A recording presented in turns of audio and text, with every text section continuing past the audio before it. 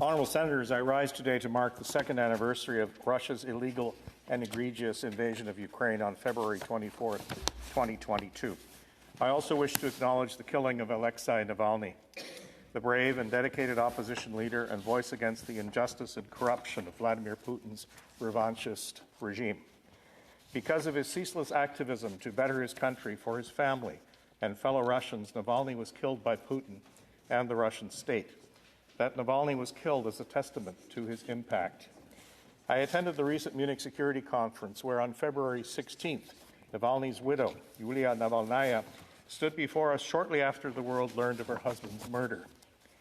Ms. Navalnaya's brave message was clear, that Putin and his cronies, quote, will be brought to justice and this day will come soon, unquote. In recent years, February has become a significant month in the bloody history between Ukraine and Russia.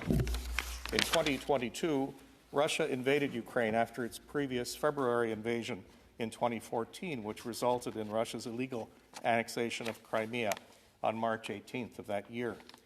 On February 16th of this year, we learned of Navalny's killing in a Russian prison, and on February 27th, 2015, another noted opposition leader and fierce Kremlin critic, Boris Nemtsov, was assassinated in Moscow. The deaths of these activists and the killings and attempted murders of others further exacerbate the human toll of Russia's long-standing aggression toward Ukraine. I know we all share concern for the health and safety of our friend Vladimir Kara-Murza, imprisoned in Russia since 2022. Colleagues, after attending the Munich Security Conference, I participated with our colleague Senator Wells in the winter meeting of the OSCE Parliamentary Assembly in Vienna. While the tone was dark, reflecting the somber state of world affairs, I can attest to the palpable sense of solidarity among global leaders to bring an end to the war in Ukraine and to Putin's reign. A sustainable Ukrainian victory relies on two principles. First, ensuring that Ukraine has all it needs to defeat Russia on the battlefield. And second, a viable plan to rebuild Ukraine to ensure its prosperity and security after the fighting stops.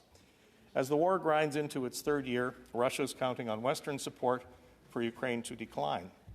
I know that Canada, for one, will continue to stand with Ukraine on all fronts.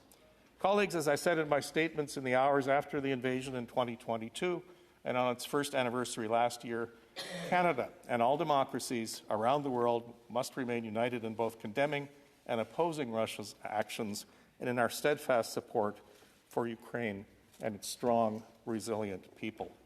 On that, we must not falter. Thank you.